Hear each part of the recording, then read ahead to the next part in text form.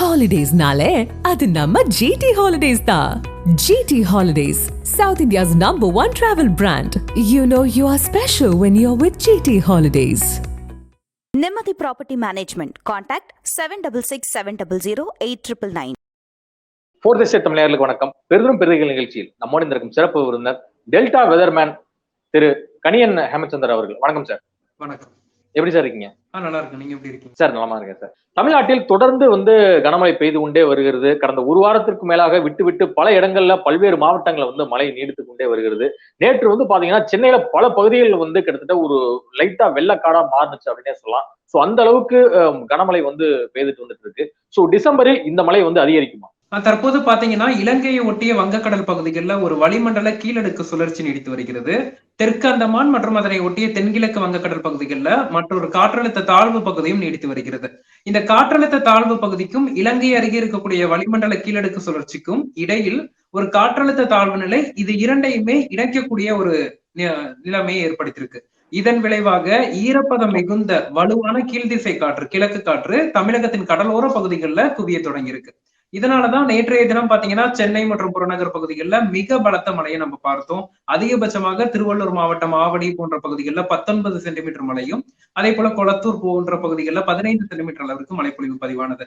இன்று காலை முதல் பாத்தீங்கன்னா சென்னை போன்ற பகுதிகளில் மழை சற்று குறைந்திருக்கு. அதே சமயத்துல டெல்டா மாவட்டங்கள்ல மழை தீவிரமடைந்திருக்கு. நாகப்பட்டினம், திருவாரூர் போன்ற மாவட்டங்கள்ல பரவலாக கனமழை பதிவாகிட்டு இருக்கு. நாகை மாவட்டத்திலேயும் அதிகபட்சமாக தலைஞாறு பகுதிகளில் 13 சென்டிமீட்டர் மழை பதிவாயிருக்கு. இது வரக்கூடிய நாட்களை பொறுத்த மட்டில் இந்த காற்றழுத்த தாழ்வு பகுதி அடுத்த 24 மணி நேரத்தில், அதாவது டிசம்பர் 1ஆம் தேதி காற்றழுத்த தாழ்வு மண்டலமாக தென்மேற்கு வங்கக்கடல் பகுதியில மாறும் அப்படின்னு எதிர்பார்க்கப்படுது. இந்த காற்றழுத்த தாழ்வு மண்டலம் தொடர்ந்து மேற்கு வடமேற்கு திசையில் நகர்ந்து டெல்டாவின் கடற்கரை அருகே டிசம்பர் 3ஆம் தேதி ஆழ்ந்த காற்றழுத்த தாழ்வு மண்டலமாக மாறி தமிழகத்தின் கடலோர பகுதிகளை ஒட்டியே நகரும் என எதிர்பார்க்கப்படுது. இதன் விளைவா வரக்கூடிய நாட்கள்ல தமிழகத்துல மழை மேலும் தீவிரம் அடையக்கூடும். நாளைய தினம் மழை சற்று குறைந்து காணப்படும். அதாவது இந்த மிக கனமழை அப்படிங்கிறது நாளை ஒரு நாள் சற்று குறைந்து காணப்படும். மீண்டும் டிசம்பர் 2, 3, 4 ஆகிய தேதிகள்ல தமிழகத்தின் வடகடலோர மாவட்டங்கள் மற்றும் டெல்டா மாவட்டங்கள், அதாவது சென்னை, திருவள்ளூர், காஞ்சிபுரம், செங்கல்பட்டு, புதுச்சேரி, விழுப்புரம், கடலூர், மயிலாடுதுறை, காரைக்கால், நாகப்பட்டினம் போன்ற பகுதிகளில் டிசம்பர் 2, 3, 4 ஆகிய தேதிகள்ல பரவலாக இந்த தாழ்வு மண்டலத்தின் காரணமாக கனமழை எதிர்பார்க்கலாம். ஒரு சில இடங்கள்ல மிக கனமழையும் பதிவாவதற்கான வாய்ப்புகள் இருக்கு. இந்த காற்றழுத்த தாழ்வு மண்டலம் அப்படிங்கிறது புயலாக மாற வாய்ப்பு இருக்கா? நிச்சயம் டிசம்பரில் தமிழ்நாட்டிற்கு ஒரு புயல் ஆபத்து இருக்கா? இப்ப இந்த காற்றழுத்த தாழ்வு மண்டலம் தமிழகத்தின் கடற்கரையோர பகுதிகளில் ஆழ்ந்த காற்றழுத்த தாழ்வு மண்டலமாக மாறக்கூடும். டிசம்பர் 2ஆம் தேதி இரவு நேரங்கள்ல மாறக்கூடும். இது கடலோரத்தை ஒட்டிய பகுதிகளிலேயே புயலாக, அதாவது வலு குறைந்த புயலாக மாறுவதற்கான வாய்ப்புகள் இருக்கு. டிசம்பர் 3ஆம் தேதி வாக்குல அவ்வாறு புயலாக மாறும் பட்சத்துல தமிழகத்திற்கு எந்தவித காற்று சேதத்தையும் ஏற்படுத்தாது. ஏன்னா இது கடற்கரை ஒட்டிய பகுதிகளில் புயலாக மாறுது. அதுவும் இல்லாம இது ஒரு தீவிர புயலோ அல்லது அதிதீவிர புயலோ ஒரு வலுவான புயலாக மாறுவதற்கான வாய்ப்புகள் மிகவும் குறைவு. இப்படி இருக்கும் பட்சத்துல இந்த உருவாகக்கூடிய புயலின் காரணமா தமிழகத்தை பொறுத்த வரைக்கும் மழைப்பொழிவு மற்றும் அதிகரித்து காணப்படும். நம்ம கிட்ட புயலாக மாறும் பட்சத்துல வடகடலோர மாவட்டங்கள், அதாவது சென்னை, திருவள்ளூர், காஞ்சிபுரம், செங்கல்பட்டு போன்ற பகுதிகளில் டிசம்பர் 3, 4 ஆகிய தேதிகள்ல அதீத கனமழைக்கு வாய்ப்பு இருக்கு. அதாவது 24 மணி நேரத்துல 20 சென்டிமீட்டருக்கு மேல் மழைப்பொழிவு பதிவாவதற்கான வாய்ப்புகள் இருக்கு. அது வரக்கூடிய நாட்கள் இந்த தாழ்வு மண்டலம் உருவான பிறகு தொடர்ந்து அதை கண்காணிக்க வேண்டும். ஆனா இந்த சலனத்தை பொறுத்த வரைக்கும் எந்தவித வலுவான புயலாக மாறுவதற்கோ அல்லது காற்று சேதத்தை ஏற்படுத்துவதற்கோ வாய்ப்பு இல்லை.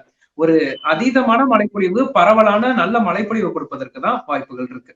ஆனா ஏற்கனவே சென்னையில் இருக்கக்கூடிய வானிலை ஆய்வு மையம் ஒரு தகவலை தெரிவிச்சிருந்தாங்க. நவம்பர் 27 நிச்சயமா காற்றழுத்த தாழ்வு மண்டலமாக மாறி டிசம்பர் 2க்குள் ஒரு புயலாக மாற வாய்ப்பு இருக்கு அப்படிங்கிறது எல்லாம் சொல்லியிருந்தாங்க. சோ ஆனா இன்னும் கொஞ்சம் தாமதமாயிட்டே தான் இருக்கு. புயல் தாமதமாக என்ன காரணம்? சோ காற்றழுத்த தாழ்வு மண்டல பகுதி கொஞ்சம் வங்கக்கடல்ல கொஞ்சம் வீக்கா இருக்கு. என்ன இருக்கு? இல்ல, காரணம் என்ன அப்படின்னு பாத்தீங்கன்னா, உங்களுக்கு நவம்பர் 25ஆம் தேதி முதலே தமிழகத்துல 3ஆம் சுற்று வடகிழக்கு பருவமழை பெய்து வருகிறது. அதன் காரணம் என்னன்னா, வலு குறைந்த ஒரு காற்று சுழற்சி இலங்கை கிட்ட இருந்து அந்த ஈரப்பதமான கிழக்கு காற்றின் காரணமாக மழைப்பொழிவு கொடுத்து வருகிறது. இலங்கை கிட்ட ஒரு காற்று சுழற்சி இருக்கிறது. மற்றொரு காற்று சுழற்சி சுமத்ரா பகுதிகளில் உருவானது. இது போன்ற ஒரு நிறைய காற்று சுழற்சிகள் இருப்பதன் காரணமாக தாழ்வு பகுதி உருவாவதில் தாமதம் ஏற்பட்டது. அதன் விளைவாக தற்போது அந்த புயல் சின்னம் உருவாவதற்கும், அதாவது காற்றழுத்த தாழ்வு மண்டலம் உருவாவதற்கும் தாமதம் ஏற்பட்டிருக்கு.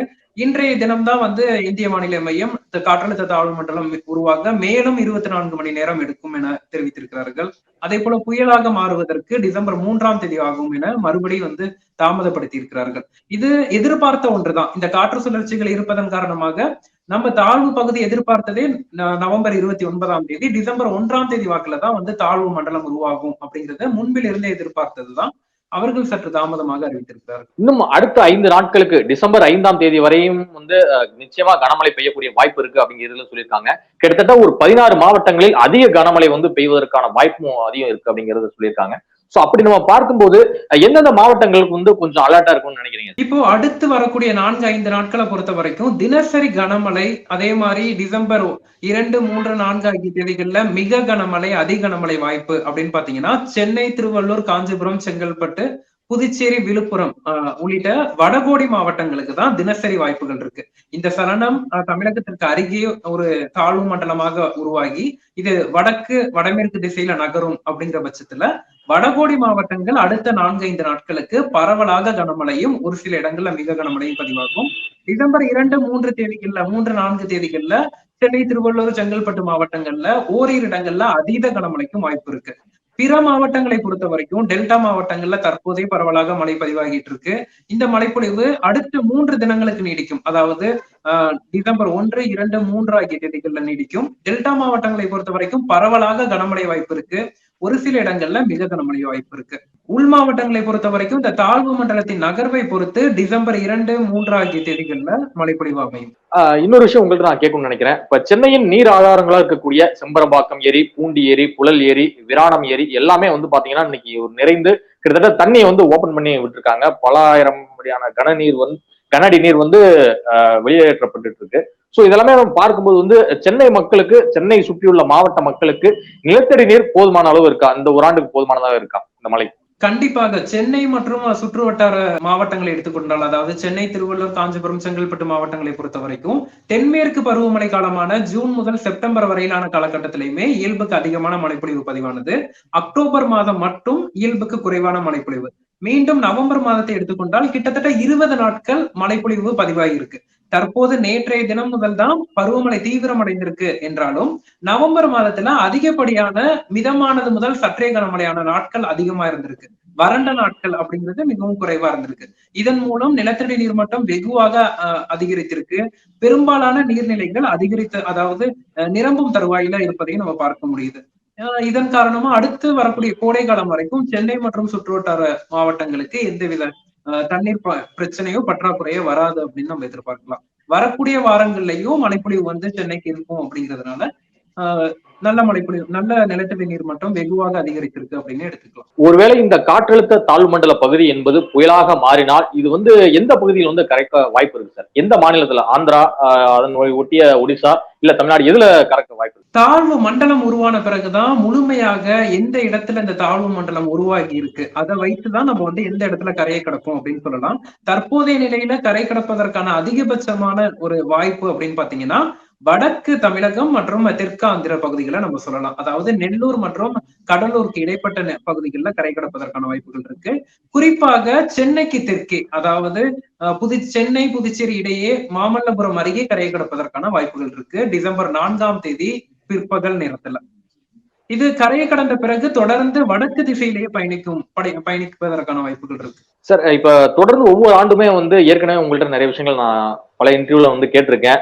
ஆண்டின் இறுதி பகுதியில புயல் வந்துகிட்டே இருக்கு.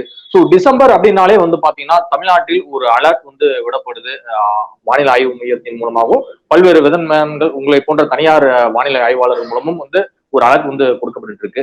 சோ காலநிலை மாறிவிட்டதுதான் இந்த விஷயம் உணர்த்துதா? இல்ல, நமக்கு அக்டோபர், நவம்பர், டிசம்பர் 3 மாதங்களுமே பருவமழை காலமா தான் எடுத்துக்கொள்ளப்படுது. இதுல நமக்கு கடல் சார்ந்த அலைவுகள் எந்த பகுதிக்குள்ள வருதோ அதை பொறுத்து பருவமழை தீவிரமான மழை சுற்றுகள் அமையும். தற்போது கடல் சார்ந்த அலைவுகள் நவம்பர் இறுதியில தான் வர தொடங்கியது. அதனாலதான் தற்போது பருவமழை தீவிரமடைந்திருக்கு. இது மேலும் ஒரு 2 வாரங்களுக்கு நீடிப்பதற்கான வாய்ப்புகள் இருக்கு. அதாவது டிசம்பர் 15ஆம் தேதி வரைக்கும் தீவிரமான வடகிழக்கு பருவமழையை நம்ம எதிர்பார்க்கலாம். அதன் பிறகு மழை குறைந்துவிடும். இது நம்ம தமிழ் மாதங்கள்ல எடுத்துக்கொண்டால் இது கார்த்திகை மாதம் தான் தற்போது நிலவுகிறது. கார்த்திகை மாதம் அப்படிங்கிறது ஒரு பருவமழை மாதமாக தான் கருதப்படுது. அதன் அடிப்படையில பார்த்தா இந்த காலநிலை மாற்றம் அப்படின்னு நம்ம குறிப்பிட முடியாது. IMD-யை பொறுத்த வரைக்கும் அக்டோபர் 1 முதல் டிசம்பர் 31 வரைக்கும் பெய்யக்கூடிய மழையை வடகிழக்கு பருவமழை என்று எடுத்துக்கொள்வார்கள். அப்படி இருக்கும் பட்சத்துல இந்த நவம்பர் டிசம்பர் முதல் பகுதி அப்படிங்கிறது எப்போதுமே ஒரு தீவிரமான வடகிழக்கு பருவமழை காலம்தான். அதன் அடிப்படையில இந்த நம்ம புயல்கள் பார்ப்பது பெரும்பாலும் நவம்பர் 2வது அரை பகுதியாக இருக்கும் அல்லது டிசம்பர் முதல் அரை பகுதியாக இருக்கும். இது இயல்பான ஒன்றுதான். சென்னை பகுதியில தொடர்ந்து கனமழை பெய்து வருவதால் சென்னை தாங்குமா? ஒரு பெரும் வெள்ளத்துக்கு நம்ம அதை எதிர்கொள்ள வேண்டிய தேவை இருக்கா? அதாவது நம்ம முன்பே குறிப்பிட்டதுதான், நிலத்தடி நீர்மட்டம் வெகுவாக அதிகரித்திருக்கு. அதே மாதிரி பெரும்பாலான நீர்நிலைகள் நிரம்பும் தருவாயில இருக்கு. தற்போது பெய்யக்கூடிய மழைகள் அனைத்துமே ஒரு சிறிய ஒரு 5 சென்டிமீட்டர் மழை பதிவானாலே அனைத்து பகுதிகளிலையும் பெரிதாக நீர் தேங்கக்கூடிய நிலைதான். எதனால அப்படின்னு பாத்தீங்கன்னா, நிலத்தடி நீர்மட்டமும் வெகுவா அதிகரித்திருக்கு, நீர்நிலைகளும் நிரம்பும் தருவாயில இருப்பதன் காரணமாக இப்படி இருக்கு. இதனால நீர்நிலைகளுக்கு, அதாவது ஏரிகளுக்கு நீர்வரத்து அப்படிங்கிறது தொடர்ந்து அதிகரிக்கும் வரக்கூடிய நாட்கள்ல மிக